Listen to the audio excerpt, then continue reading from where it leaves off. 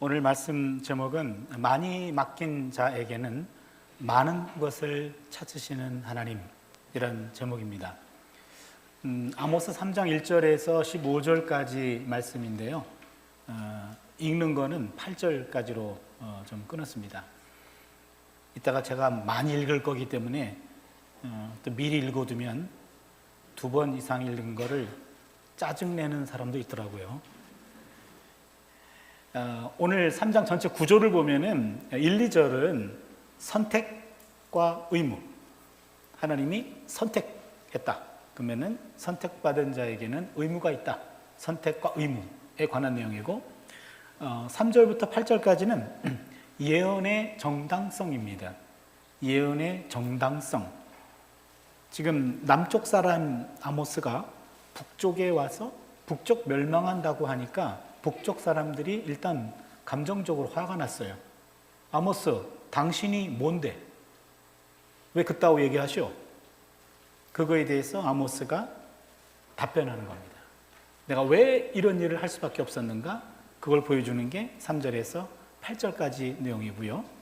9절부터 12절은 포악과 겁탈을 쌓은 자들의 종말, 지금 북쪽, 특별히 사마리아 지역에 있는 사람들을 향해서 북왕국의 수도죠. 당신들이 포악과 겁탈을 밥 먹듯이 하는 그런 삶을 살았기 때문에 멸망할 수밖에 없습니다. 그것이 9절에서 12절까지 내용입니다. 마지막 13절에서 15절까지 내용은 제단과 저택의 멸망입니다. 성소와 그 다음에 엄청난 궁궐 같은 저택들에 사는 사람들의 멸망이다. 그렇게 해서 3장 1절에서 15절이 구성되어 있습니다. 먼저 3장 1절에서 2절 선택과 의무에 관한 내용인데요. 1절, 2절은 굉장히 유명한 구절이기 때문에 여러분의 입에 한번 올려주고 싶어요. 그래서 합독을 하겠습니다. 같이 읽습니다. 시작. 이스라엘 자손들아, 여호와께서 너희에 대하여 이르시는 이 말씀을 들으라. 애굽 땅에서 인도하여 올리신 모든 족속에 대하여 이르기를 내가 땅의 모든 족속 가운데 너희만을 알았나니 그러므로 내가 너희 모든 죄악을 너희에게 보응하리라 하셨나니. 아멘. 아모스는 북이스라엘 백성들에게 하나님의 말씀을 대언합니다. 여러분, 구약 성경을 읽을 때 이스라엘이라고 하면 그 이스라엘이란 말이 북왕국 이스라엘을 가리킬 때도 있고, 그리고 남왕국 북왕국을 전체로 해서 이스라엘이라고 말할 때도 있습니다. 그래서 본문을 잘 봐야 돼요. 이 이스라엘이 북왕국을 가리키는지 남왕국 북왕국 전체를 가리키는지. 오늘 본문은 북왕국을 가리키는 말입니다. 아모스는 무엇보다도 하나님의 기적적인 개입으로 그들을 해방시킨 출애굽 사건을 여기서 언급합니다. 애굽 땅에서 인도하여 올리신, 애굽 땅에서 인도하여 올리신, 이게 출애굽 사건을 말합니다. 출애굽은 요셉이 이집트로 팔려가면서 씨앗이 되었고, 요셉의 아들인 에브라임과 므낫세, 기억하시죠? 못하시는군요. 여기부터 틀리면 안 돼요. 가장 기본입니다. 요셉의 아들인 므낫세와 에브라임, 이 친구들이 주로 출애굽 경험들을 기억 속에 담고 있었고, 이들이 북왕국을 형성해요. 그래서 남유다보다는 북이스라엘이 출애굽 신앙이 강했습니다. 전체가 다 출애굽했지만, 그러나 에브라임과 므낫세 지파를 중심으로 출애굽 경험들이 가슴에 뜨겁게 남아 있었고, 그들은 우리 지파가 출애굽 사건의 주동, 그리고 주로 은혜를 받은 사람이야. 그래서 북왕국에서는 출애굽 신앙이 강하게 뿌리를 내리고 있었습니다. 그래서 이스라엘 백성들, 북왕국 사람들은 하나님의 은혜로 출애굽의 은혜를 입은 사람입니다. 2절을 보면 내가 땅의 모든 족속 가운데 너희만 알았다. 그러므로 내가 너희 모든 죄악을 너희에게 보응하리라. 여기 보시면 땅의 모든 족속 가운데 이스라엘만 알았다. 여기 가운데라고 하는 이 말은, 이것은 바로 떼어내요, 구별하여, 그런 의미입니다. 모든 족속 가운데 따로 떼어서, 따로 구별해서 내가 너희만 알았다. 북왕국 사람들은 많은 민족 중에서 구별된 민족이다. 이 얘기입니다. 굉장히 가슴 뜨거워지는 표현이에요. 많은 사람이 있는데 너는 나한테 특별한 사람이야. 이 얘기예요. 여기서 안다 라고 하는 말은 단순히 이름 안다 그런 차원이 아니라 하나님이 안다 라고 하는 말은 선택했다 라는 말입니다. 모든 민족 중에 너희만 따로 구별해서 내가 선택했다. 아마도 이 말은 땅의 모든 족속 가운데 하나님이 우리만 알았습니다 라고 하는 것은 이것은 그 당시 이스라엘 사람들의 자존심이었고 그리고 구호였을 겁니다. 하나님께서는 모든 민족 가운데 오직 우리만을 아십니다 이 얘기예요. 가슴 뛰는 이야기입니다. 그런데 그러므로 내가 너희 모든 죄악을 너희에게 보응하리라. 앞뒤말이 안 맞아요. 모든 족속 가운데 너희만 구별해가지고 떼어서 너희만 내가 알았거든, 선택했거든.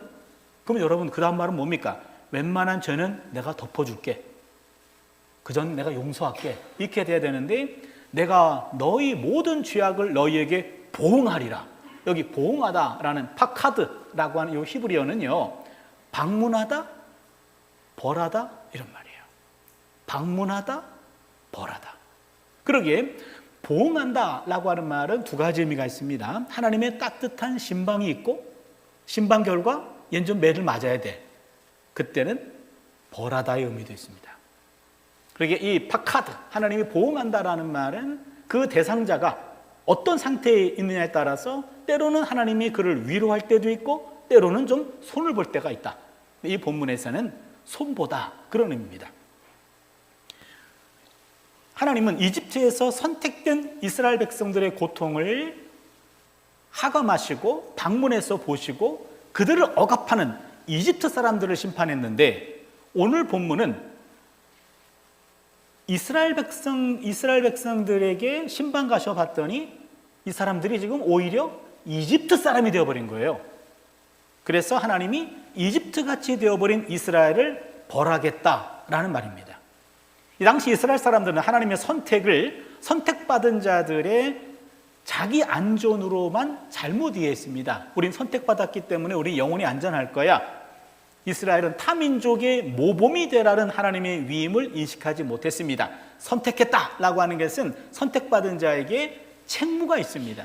선택받은 자답게 살아야 되는데 선택받은 자답게 살지 못했고 특권의식에 사로잡힌 나머지 어깨에 힘을 주고 우린 너희들과 달라. 이런 식의 배타적인 이런 아주 교만한 이런 자세를 취하게 되었던 겁니다. 그래서 하나님은 그들을 심판하겠다라고 이야기합니다.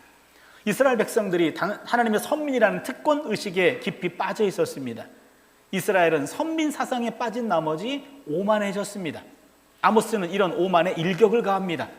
야훼 하나님은 이스라엘을 선택하셨기 때문에 그 선택에 대한 보상을 요구할 권리가 있다. 그러게 선택은 하나님의 자유로운 행위입니다. 이스라엘의 선택을 통해서 하나님은 하나님의 특별한 용서를 요구할 아무런 권리가 없습니다. 선택받은 자가 자격이 있어서가 아니라 하나님이 그냥 선택하신 거예요. 그렇기 때문에 뭔가 선택받은 자가 권리를 요구할 수 있는 것은 아니란 얘기죠. 오히려 하나님은 선택을 통해서 이스라엘의 특별한 순종을 요구하셨어요. 선택받은 자에게는 특권의식이 아니라 바로 책무, 순종해야 된다라는 의식이 요구됩니다. 선민은 만민을 위한 하나님의 도구일 때 그 존재 의미를 갖습니다. 선민은, 선택받은 사람은 많은 사람들을 위해서 하나님이 쓰시는 도구가 될 때, 선한 도구가 될 때 존재 의미를 갖습니다. 선택이란 특권을 동반하지만 동시에 의무와 책임도 요구합니다. 하나님의 선택은 악을 행하는 이스라엘에게 언제든지 평화가 보장된다는 말이 아닙니다. 선택이란 무슨 짓을 해도 괜찮다라는 보장이 아닙니다. 결국 여기서 하나님의 방문은 구원의 의미가 아니라 이스라엘의 부패와 죄악을 모조리 심판하고 처벌하기 위한 방문이었습니다. 여기서 보응하다, 방문하다 그런 말이었는데 하나님의 방문은 심판과 처벌을 위한 것이었습니다. 하나님은 원래 의와 공도를 행하고 살라고, 의와 공도, 미슈파트 제다카 미슈파트라는 말인데요. 의와 공도, 이 말은 좀 여러분 잘 기억해 주셨으면 좋겠어요. 창세기 18장 19절이거든요. 창세기 18장 19절. 아마도 구약 성경 전체에서 가장 중요한 말씀인 것 같아요. 하나님이 아브라함을 택하신 이유는 의와 공도, 제다카 미슈파트, 정의와 공의예요. 쉽게 얘기하면 정의와 공의를 얻게 살라고 이스라엘 백성들을 정의와 공의가 없는 이집트에서 인도에 냈습니다. 그런데 이스라엘은 어처구니 없게도 자신이 구원받은 공동체 안에 바로 정의와 공의가 없는 이집트로 만들어 버렸어요. 정의와 공의가 없는 이집트로부터 그들을 출애굽시켜 줬는데, 그들이 있는 그 가나안 땅, 선택받은 백성으로서 약속의 땅에 살면서 그 땅을 정의와 공의가 없는 이집트로 만들어 버렸다. 하나님이 선물로 나누어진 땅을 폭력의 장으로 만들었고, 젖과 꿀이 흐르는 땅을 피와 눈물이 흐르는 땅으로 만들었다. 백성은 예전에는 이집트에서 이방인들에게 고통과 압제를 받았는데, 이제는 약속의 땅에서 자기 동족에게 학대를 받고 있어요. 아주 어처구니 없는 기가 막힌 상태가 된 겁니다.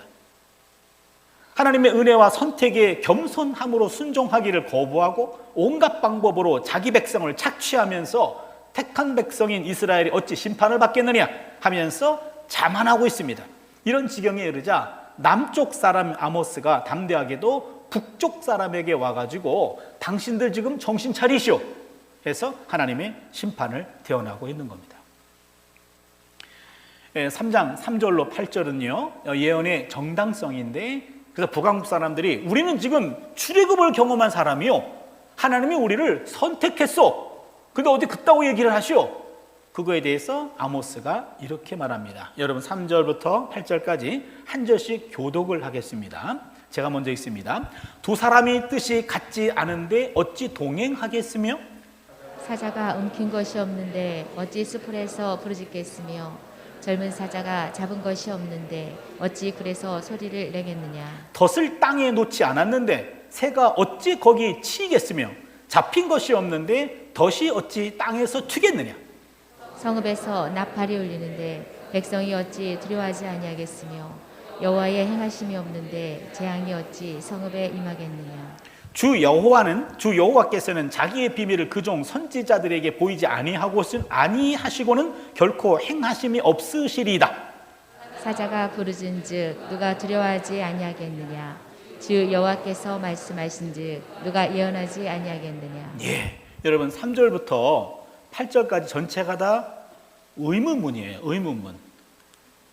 두 사람이 뜻이 같지 않은데 어찌 동행하겠습니까? 의문문이에요.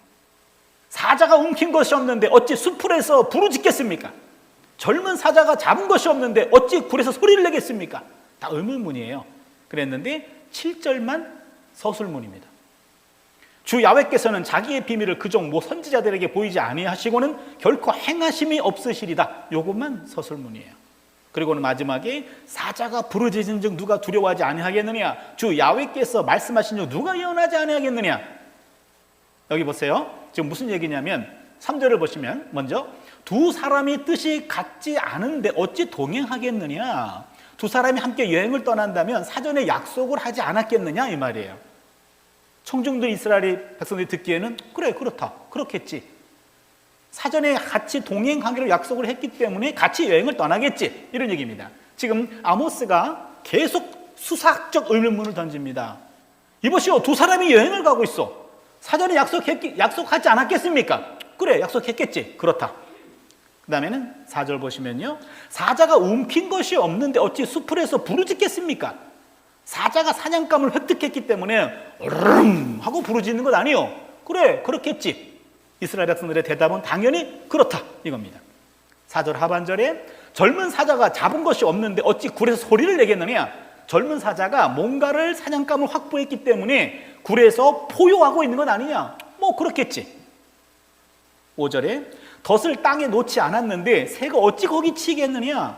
덫에 걸린 새가 있다면 누군가가 감추어진 덫에 걸린 것 아니겠느냐? 뭐 그렇지. 5절 하반절에 잡힌 것이 없는데 덫이 어찌 땅에서 튀겠느냐? 덫은 무엇인가를 잡았을 때 땅에서 튄단 말이에요. 그러면 튄단 말은 뭔가를 잡아서 그런 거 아닙니까? 뭐 그렇겠지. 6절 하반절에 성읍에서 나팔이 울리는데 백성이 어찌 두려워하지 아니하겠느냐? 이 성읍 나팔 소리는요, 전쟁 경보 소리예요.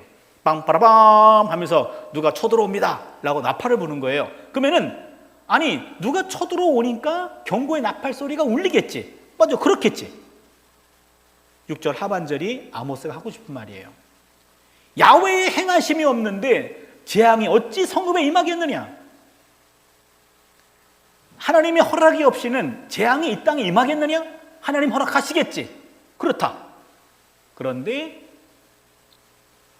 7절에 와가지고 드디어 지금까지 얘기는 한마디로 얘기하면 모든 사건은 뭔가 원인이 있다. 우리 격언에 아니땐 굴뚝에 연기 날 리가 없다 이 말이에요. 아모스는 이 격언을 아니땐 굴뚝에 연기 날 리가 있겠느냐? 라는 질문 양식으로 바꾼 거예요. 맞아, 그렇겠지. 그랬더니 7절에 주 야훼께서는 자기의 비밀을 그종 선지자들에게 보이지 아니하시고는 결코 행하심이 없으시리이다. 요 7절은요, 아모스는 자신이 예언자인데 하나님의 뜻을 하나님이 예언자들에게 미리 말해주는 거 아니냐. 여러분 창세기 18장 16절 거기 보시면 소돔을 하나님이 심판하실 때 아브라함에게 미리 말해줘요. 창세기 18장 16, 17절입니다. 그 사람들이 거기서 일어나서 소돔으로 향하고 아브라함은 그들을 전송하러 함께 나가니라. 야훼께서 이르시되 내가 하려는 것을 아브라함에게 숨기겠느냐. 먼저 심판하기 전에 하나님의 사람들에게는, 기도를 하는 사람들에게는, 하나님의 마음에 합한 사람들에게는 먼저 사인을 주시는 거예요. 마찬가지로 아모스도 하나님의 비밀을 종에게 먼저 보이지 않고서는 하나님이 행하심이 없지 않겠느냐. 마지막 8절에 사자가 부르짖은즉 누가 두려워하지 아니하겠느냐. 주 야훼께서는 말씀하신 즉 누가 예언하지 아니하겠느냐. 8절에 와서 예레미야가 하고 싶은 말을 합니다. 무슨 말이냐면 사자가 부르짖으면 두렵지요? 그렇죠. 하나님이 사자같이 나한테 으르렁거리는데 어떻게 내가 그 말을 외면할 수 있습니까? 북왕국의 멸망 3장 2절에서 말했던 출애굽을 경험했고 선택받은 민족들이 선택의식에 사로잡혀서 특권만 누렸고 책임과 의무를 등한시했을 때 하나님이 심판한다 라고 하는 이 메시지는 내가 지어낸 것이 아니고 하나님이 으르렁거리면서 북쪽에 가가지고 내 뜻을 전하라 라고 했기 때문에 여러분에게 이 말씀을 전하는 겁니다. 이런 얘기예요. 나도 이 이야기 하고 싶지 않습니다. 아모스 심정이에요. 여러분 상대에게 안 좋은 얘기하는 거 그거 힘들잖아요. 그렇죠? 제가 요즘에 와가지고 많이 깨달아요. 제가 30대 교수였을 때는 뭐 학생들은 워낙 배우러 온 사람이고 공부 못하면 못한다고 얘기하고 넌 그거밖에 안 되냐 라고 얘기하고 그렇게 그냥 아주 공감 능력이 전혀 없는 거죠. 공부 못하는 것들은 인간도 아니야 이렇게 생각할 정도로 말은 안 했지만 아멘이라니요. 그렇게 말은 안 했지만 내 속에 그런 생각이 있어서 정말 공부를 못하는 사람은 그래도 내가 좀 봐줄 수 있는데 안 하려고 하는 그런 사람이 있으면요, 저건 왜 학교 왔지? 그런 생각이 들고 저런 사람은 좀 훈련시켜야 돼. 그럼 강하게 훈련시켜야 돼. 그러면서 상당히 좀 이렇게 아주 냉정하게 이렇게 왜 넌 어떻게 그렇게 공부를 못하니? 이런 뉘앙스를 이렇게 했는데 나이가 드니까 요즘에 그런 얘기했다가는 쫓겨날 것 같고 그리고 학생들이 우리 딸아이하고 비슷한 나이인데 얼마나 상처가 될까? 그래서 이제는 잘 못해요. 그래서 말을 많이 돌리는데 말을 돌려 얘기하다가 내가 돌겠어요. 그냥 직접 얘기하면 되는데 그걸 상처받을까 봐 말을 돌리고 돌려서 그리고 정말로 얘기해야 될 때는 며칠 기도해요. 하나님, 내가 아모개 학생한테 요 이야기를 해야 되는데 아무래도 좀 실망이 클 것 같고 마음에 상처가 될 것 같은데 상처 안 받고 교육적으로 잘 말하는 방법이 뭐가 있을까요? 많이 기도하고 한마디 던지는데 여지없이 상처받아요. 아모스도 마찬가지입니다. 내가 이 얘기를 북왕국에 가가지고 당신들 선택받은 거 인정합니다. 출애굽한 거 인정합니다. 하나님의 백성인 거 인정합니다. 구별된 거 인정합니다. 그런데 그따위로 살아는 안 돼요. 이렇게 얘기해야 돼요. 그러니 하고 싶지 않은 말이었음에도 불구하고 할 수밖에 없었습니다. 예언자는 하나님의 말씀보다 우월한 자가 아니에요. 아모스는 야훼가 말씀하신 것을 통보할 뿐이지 자신이 조작할 수 없습니다. 아모스는 지금 구원의 메신저가 아니고 심판의 메신저가 되어야 됩니다. 내가 결정하는 것이 아니고 하나님의 결정하시는 거고 하나님의 명령을 따른 것뿐이에요. 9절과 12절을 봅니다. 포악과 겁탈을 쌓은 자들의 종말을 이야기하는데 여기도 상당히 재밌는 내용도 들어가 있습니다. 한번 한 절씩 교독을 할게요. 아스돗의 궁궐들과 애굽 땅의 궁궐들에 선포하여 이르기를 너희는 사마리아 산들에 모여 그 성 중에서 얼마나 큰 요란함과 학대함이 있나 보라 하라. 자기 궁궐에서 포악과 겁탈을 쌓는 자들이 바른 일 행할 줄을 모르느니라.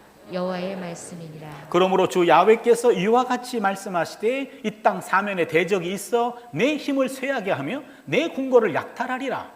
여호와께서 이와 같이 말씀하시되 목자가 사자의 배에서 양의 2마리나 뒤 조각을 건져냄과 같이 사마리아에서 침상 모서리에나 걸상의 방석에 앉은 이스라엘 자손도 건져냄을 입으리라.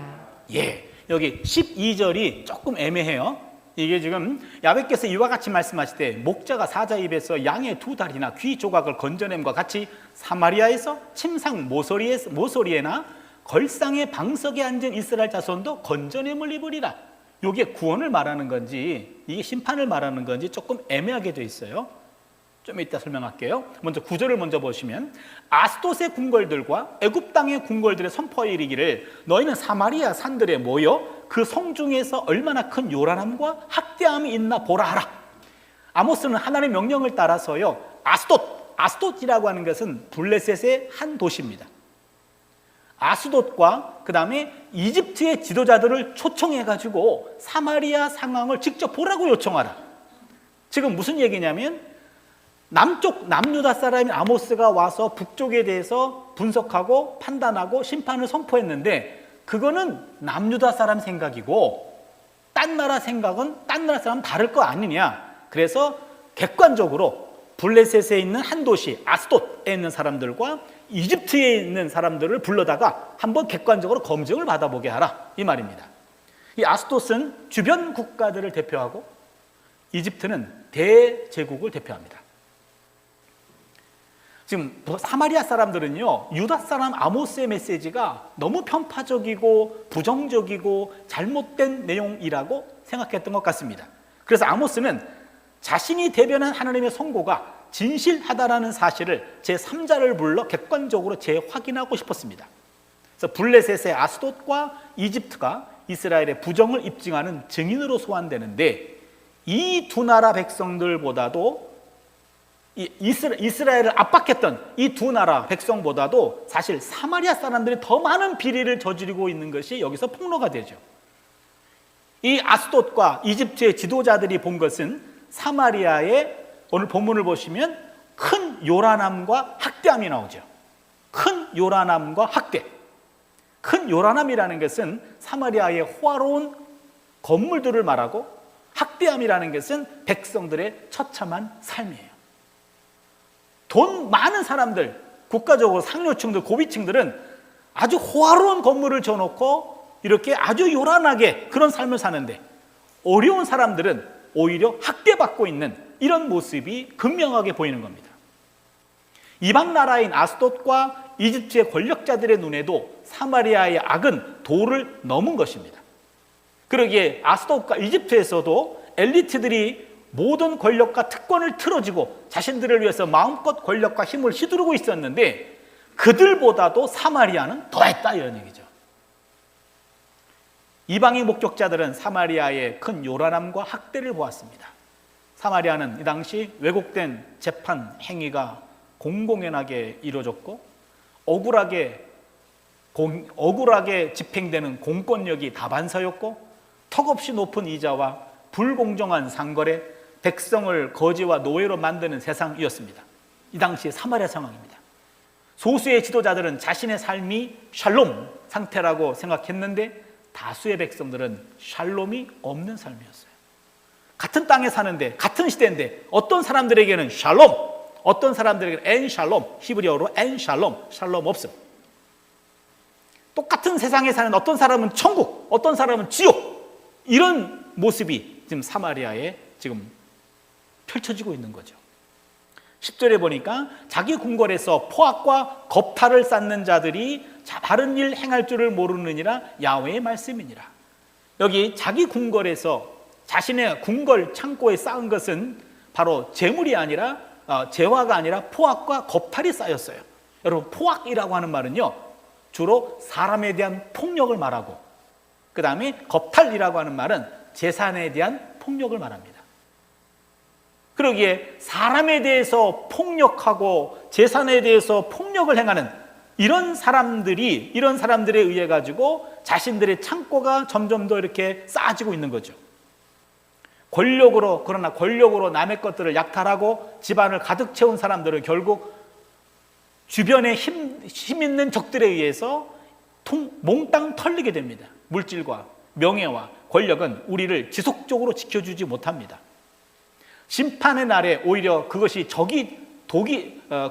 오히려 그것이 적이 돼가지고 우리를 파멸시킬 것이다. 그것이 10절 내용이고, 11절을 보시면 그러므로 주 야훼께서 이와 같이 말씀하시되 이 땅 사면에 대적이 있어 내 힘을 쇠하게 하며 내 궁궐을 약탈하리라.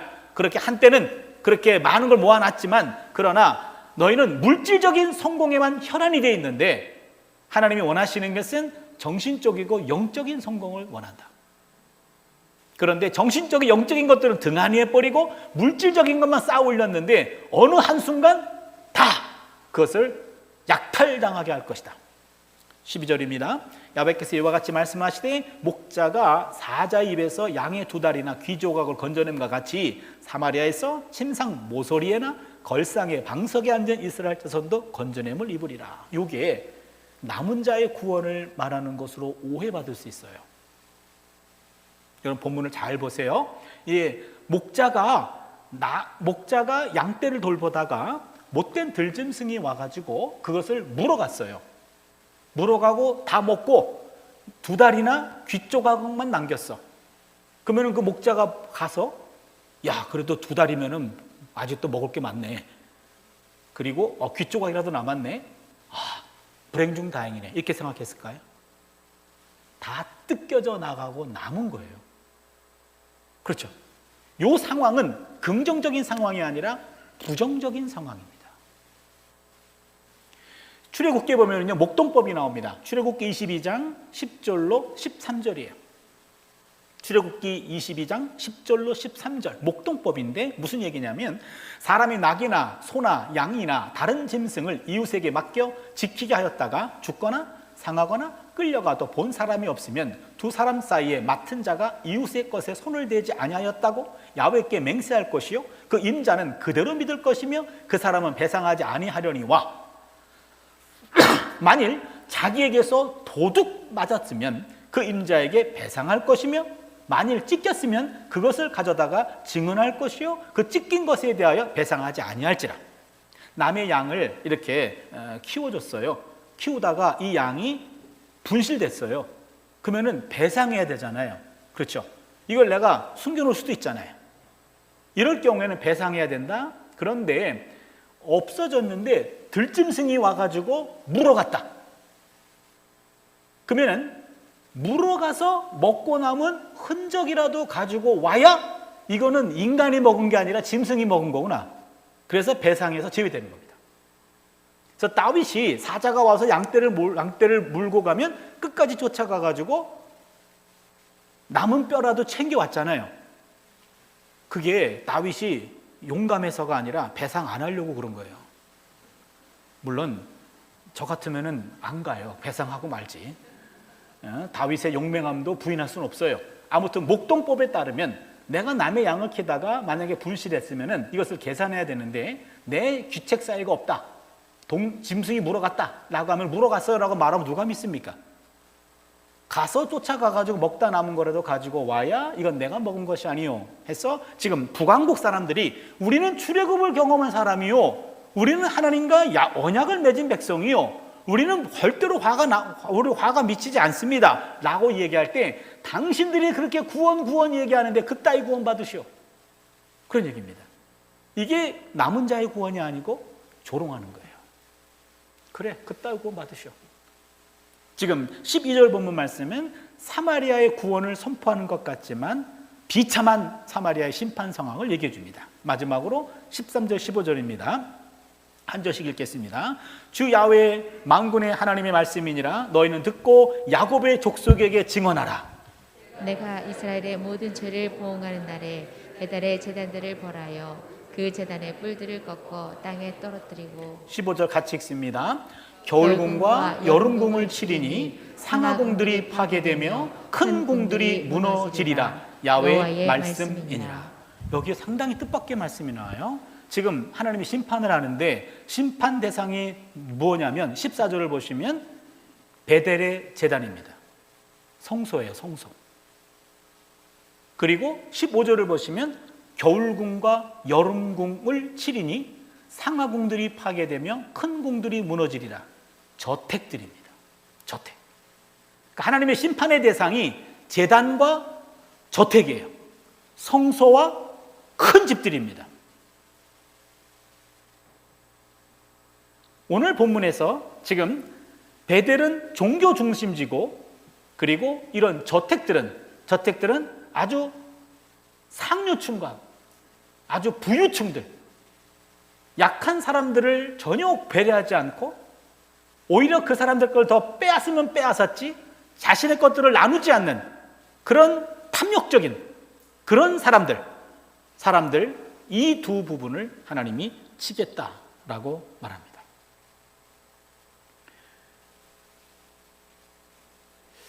오늘 이 본문이 저에게는 좀 충격으로 들려요. 북왕국을 심판하실 때 먼저 베델 성소는요, 여러분 베델 성소 어떤 성소인지 아십니까? 창세기 18장에 야곱이 도망가다가 돌베개 베고 잠갔습니다. 그렇죠? 루스 땅이라는 것을 베델로 바꿨어요. 꿈속에 보니까 하늘문이 열려서 사다리가 내려왔고 천사들이 오르락 내리락 하는 것을 환상 중에 꿈속에서 봤어요. 아, 이건 보통 장소가 아니구나.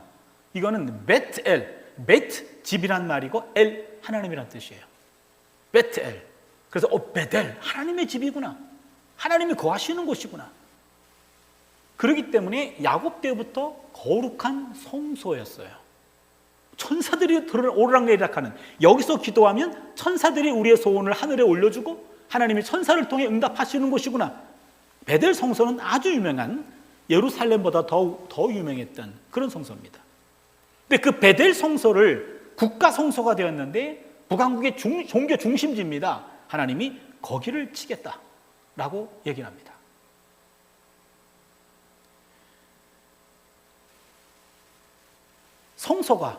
성소의 기능을 못했기 때문에 하나님의 버림을 받게 되었고, 또 하나는 하나님의 집이고 또 하나는 사람의 집이죠. 사람의 집이 15절에 나오는 겨울궁과 여름궁입니다.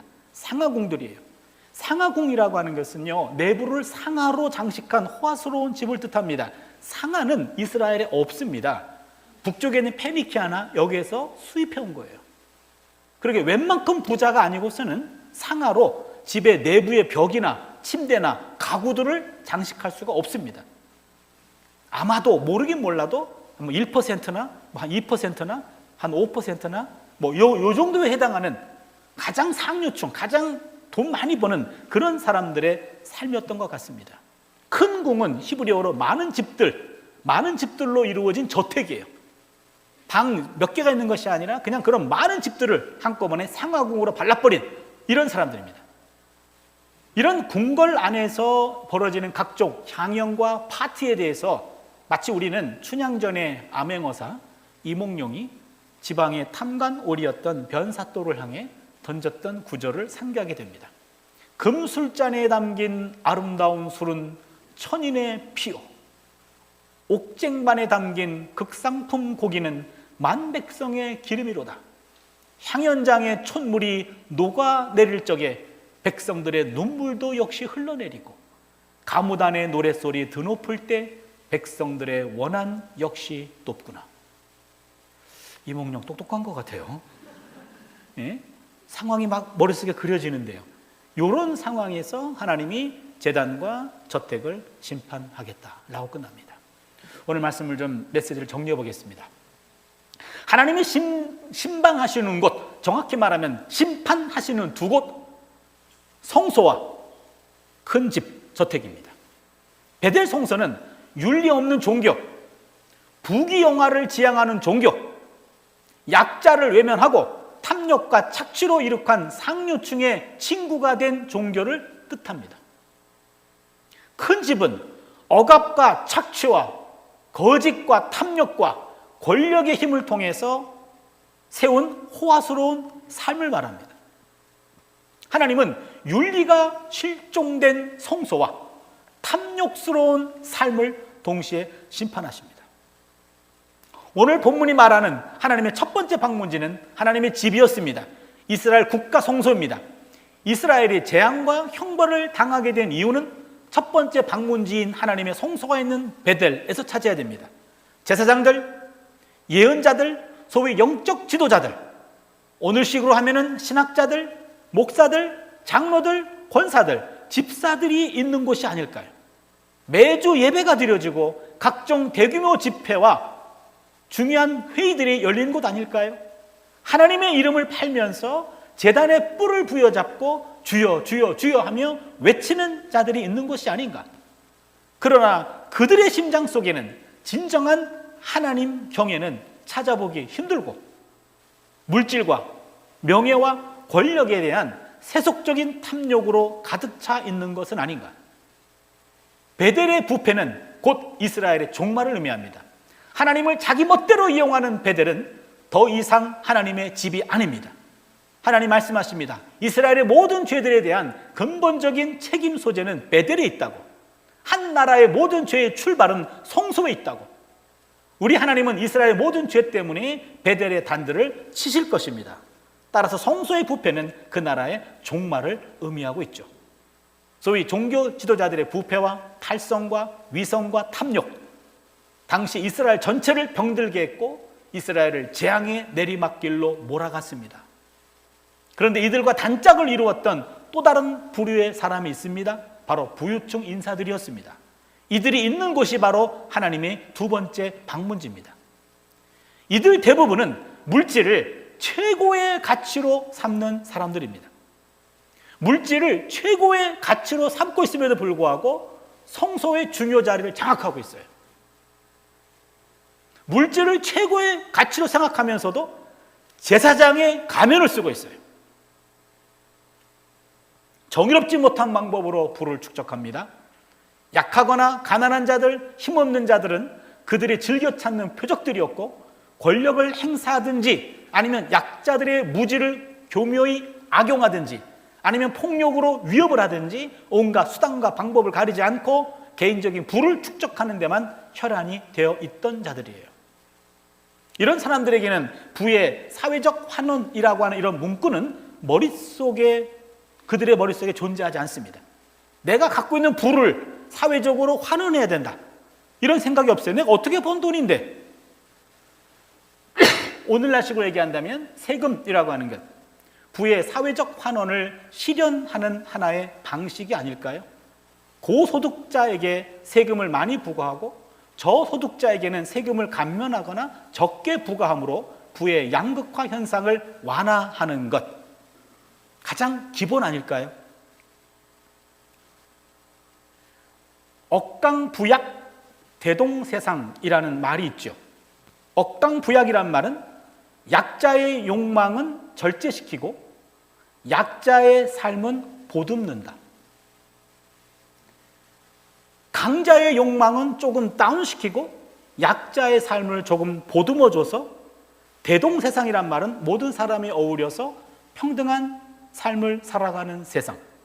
이게 성경이 말하는 정의와 공의의 사상과 일맥상통하고 오늘 새롭게 나오는 용어는 공동선이라는 용어가 있는데 공동의 선을 위해서 살아갈 때 조금 있는 사람이 조금 내려놓고 없는 사람은 조금 품어줄 수 있는, 그래서 함께 살아갈 수 있는 공동선, 요게 하나님 나라 비전과 바로 맥이 통하는 거거든요.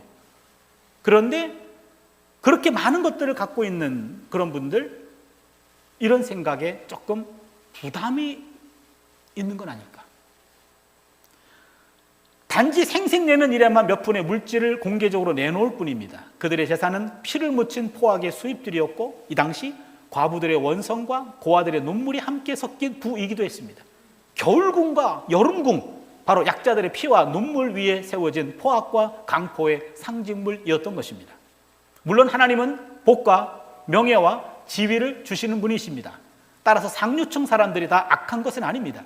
그러나 한 사회에 악이 넘쳐 흐르고 있을 때 신앙인들이 악인의 명단 속에서 자주 오르락내리락 할 때, 교회의 지도자들과 교회가 세인들의 입에서 좋지 않은 일로 자주 오르락내리락 할 때, 교회의 모든 지도자들과 지도적인 위치에 있는 교회들이 자신을 한번 깊이 살펴보는 것, 이것이 참 지혜고 참 신앙이 아닐까요?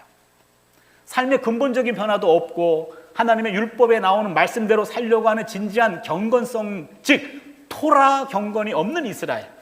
여러분, 토라 경건이라는 용어 좀 기억해 주세요. 토라, 율법이죠. 하나님 말씀 경건입니다. 이런 이스라엘 사람들이 내일의 희망이 없습니다. 토라 경건이라는 말은 시편 1편 1절과 2절이에요. 복 있는 사람은 죄인의 길에 서지 아니, 악한, 뭐죠? 악인의 꾀를 따르지 아니하며 죄인들의 길에 서지 아니하며 오만한 자의 자리에 앉지 아니한다. 바로 토라 경건의 첫 출발점은 악을 멀리한다, 이 말입니다. 악을 멀리한다. 2절은 오직 야훼 율법을 즐거워하여 그 율법을 주하러 묵상하는 자로다. 두 번째죠, 율법을 가까이 하는 삶입니다. 토라를 가까이 한다. 이게 진정한 삶이에요. 그러게 이 당시 이스라엘 베델 성소를 채웠던 종교 지도자들, 그 다음에 거기에 있었던 많은 일반 신자들이 그들의 일상에서 저택을 짓고 이런 데만 혈안이 돼 있었지, 악을 멀리하고 말씀과 가까이 한다는 토라 경건을 등한시했기 때문에 바로 베델과 저택은 심판의 대상이 되어버리고 말았습니다.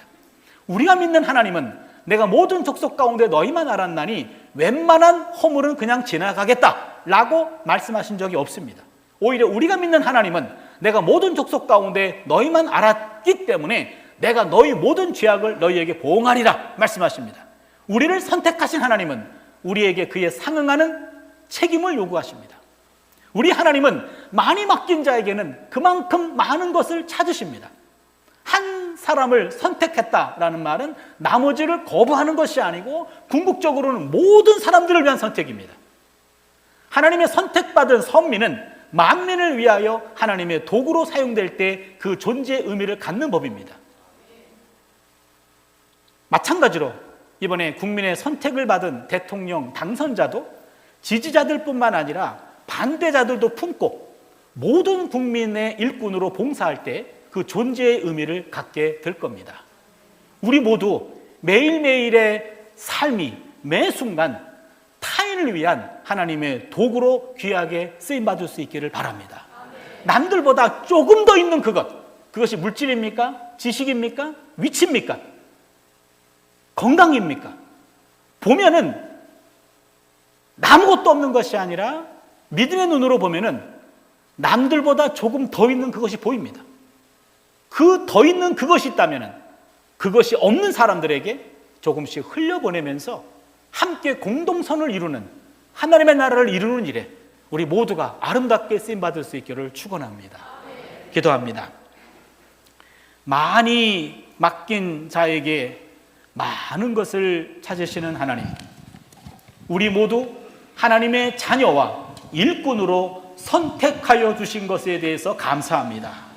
선택은 특권과 동시에 책무임을 깨닫게 하셔서 주께서 우리에게 맡겨주신 것들로 많은 사람들을 마음껏 섬기며 살아가게 하여 주시옵소서. 아멘. 예수님의 이름으로 기도드리옵나이다. 아멘.